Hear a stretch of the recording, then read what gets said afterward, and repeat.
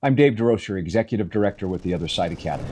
But all of you do is you go on how you feel. Well, I feel like I love them. I don't give a how you feel.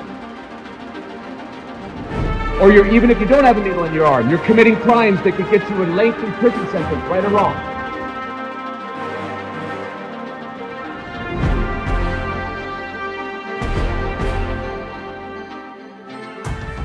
Now, the Other Side Academy is a 30-month-long residential life skills and vocational training school.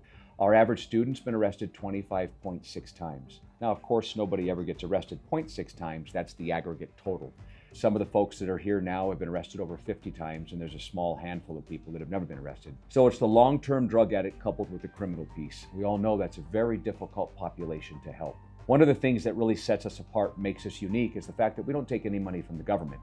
The program is completely free for the participant. If we interview you in jail and we accept you, then you come here, it's completely free. If you walk through our front door and take a seat on the bench and we interview you, again, it's completely free.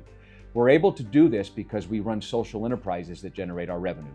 We have a moving company called The Other Side Movers, which is the #1 rated moving company in the entire state of Utah. We have 2 thrift boutiques, roughly 25,000 square foot showrooms. We have a construction company, and we have a storage facility. Those 4 social enterprises generate the lion's share of our revenue, so we can continue to help people without charging them to be here. More importantly, we can do this work without taking any money from the government. Now, how do I know this model works? Because I am a graduate of an organization called Delancey Street. I was a drug addict for well over 27 years. And as a result of the choices I was making in my life, I did a 2-year prison term, a 5-year prison term, a 6-year prison term, and then a 10-year prison term. And as you could imagine, after my 10-year prison term, I went right back to the same behaviors. Got into a high-speed chase with law enforcement, had a helicopter involved that ended in a pit maneuver. It really, at that time, I thought it was the end of my life. But in retrospect, it was the beginning of the rest of my life. That arrest landed me back in jail, and I was looking at 22 years, and an empathetic judge gave me the opportunity to go to Delancey Street in Los Angeles. Now, Delancey Street is largely the model we've replicated here at the Other Side Academy in Utah. But what made Delancey Street so unique and so efficacious for me was the fact that there was no doctors, no counselors, no therapists. It was a minimum 2 years long.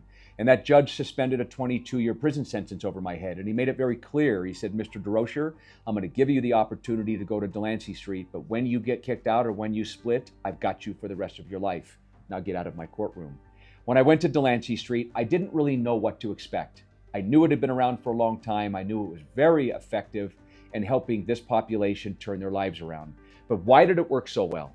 It worked so well because they didn't practice a medical model.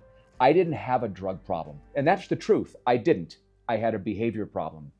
I didn't get arrested all the times that I got arrested, and I didn't go to prison all the times that I went to prison because I was singing too loud in the church choir. I went to prison and I went to jail because I was a liar, I was a cheater, I was a thief, I was a manipulator, I was sneaky, I was unreliable, I had no integrity, I was violent emotionally in many cases and physically in some cases. Now, I am not a victim to anything, nothing. Everything that ever happened to me was my fault. I own who I became, just like I own who I am today. But the reason why Delancey Street worked for me is because they told me the truth. They didn't powder my Southern exposure. They didn't tell me it was everybody else's fault. They didn't tell me it was going to be okay. My peers that had been there a lot longer than me called me on my behaviors and told me the truth about myself. That is why Delancey Street worked so well. And then, of course, I got to stay for 8.5 years, not just the 2 years. And people often ask, well, why did you stay for so long? Because I could. That is why I stayed so long. Then I got the opportunity after I graduated from Delancey Street to come here to Salt Lake City and help start the Other Side Academy with a group of wonderful, wonderful leaders. And we've all gave our hearts and souls to this organization to get it where it is today. But the key to the Other Side Academy, the key to Delancey Street, and other TCs that are effective is 200% accountability. People often wonder, well, what is 200% accountability? When I was out there running the streets and doing drugs and running guns, and I wasn't accountable to anything. Every time I got arrested, you can't say I was accountable then. I got arrested and I had to go to prison. That's not accountability. I'm being held accountable, but it's not like I'm dealing drugs and then running to the cops and going, hey, you guys, I want you to know I just sold some drugs. I had no idea what accountability was. 200% accountability means I am 100% accountable for my actions today, and I'm 100% accountable for yours. Now, I'm not accountable for the choices you make in your life, but if I see you doing something, I'm accountable to say something. The reason why the Other Side Academy is such an efficacious organization and is able to help this population is because of 200% accountability. And organizations across the board, everywhere in this country, if not in the world, are beholden to one of two things. We're either beholden to power or we're beholden to truth. The reason why corporate America gets so sick, and you look at examples like, let's just take Harvey Weinstein, for example. For years, he was marching those kids up to his room. Other people were bringing them to him. Nobody said anything. They were beholden to power. If you're a football fan, you remember a number of years ago, Tom Brady during the halftime at the AFC Championship game. It was snowing. It was really cold. At halftime, he went in and he asked the equipment manager to release the air out of the football so he could get a better grip of it. When all this came out, he ended up getting suspended 4 games at the beginning of the next season. It was referred to as Deflategate. The equipment manager was beholden to power. You look at Wells Fargo, another organization here in this country that for years was opening up fictitious accounts. Nobody said anything for a very long time until somebody finally stepped up and said, hey, what we're doing is wrong.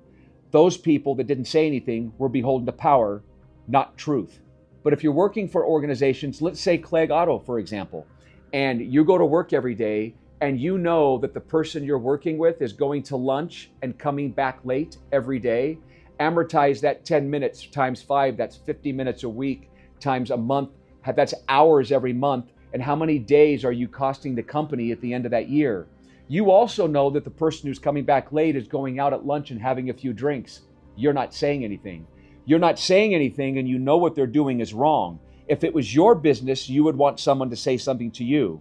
But the reason why you're not saying anything is because you're married and you're coming to work every day and you're flirting with somebody at work. And that person who's coming back late from lunch, who's having drinks, knows you're doing it. Now you know their secrets, they know yours. Now when you're showing up in meetings, you're actually showing up in those meetings and you're actually contracted up with some of your other colleagues, and you can't be honest in those meetings because you know their secrets and they know yours. Now you're showing up differently. Now, if I know your secrets, you know my secrets, and there's a few other people that are holding each other's secrets, pretty soon the entire organization is holding one another's secrets. How do you think that's going to turn out? Now, many people say, oh, that doesn't matter. I'm not responsible for what other people are doing. No, you're not responsible for the choices they make, but you're responsible for doing what's right.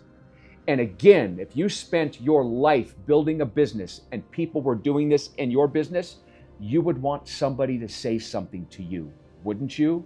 And it's fascinating when it's not your business, you put on blinders and you don't want to say anything.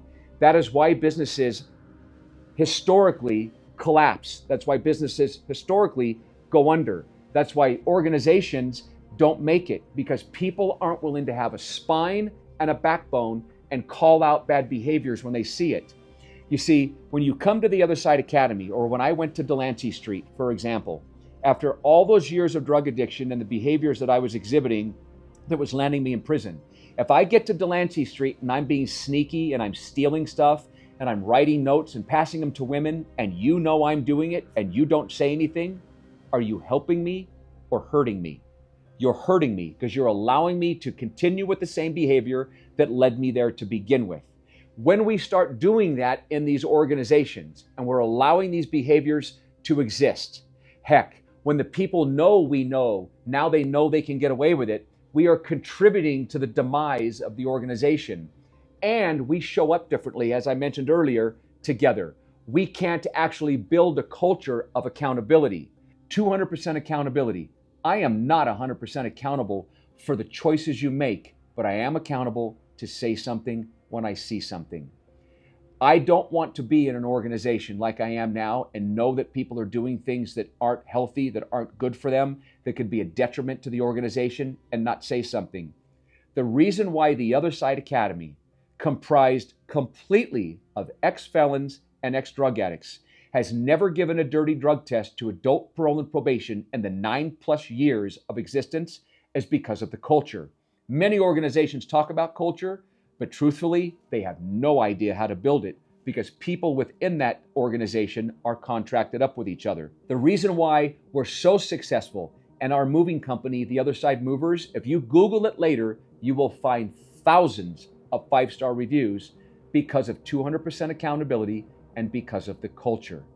If you want to work in an organization and become the best at what you do, you have to be willing when you see something to say something, to not put on your blinders, to be responsible, to be respectable, to have integrity, to not allow those things to go on around you.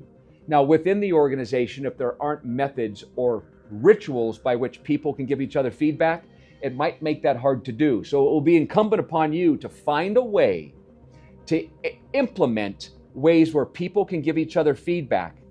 And there's many people that are going to hear this and go, oh, no way, I don't want to get any feedback. Then you simply don't want to grow as a human being.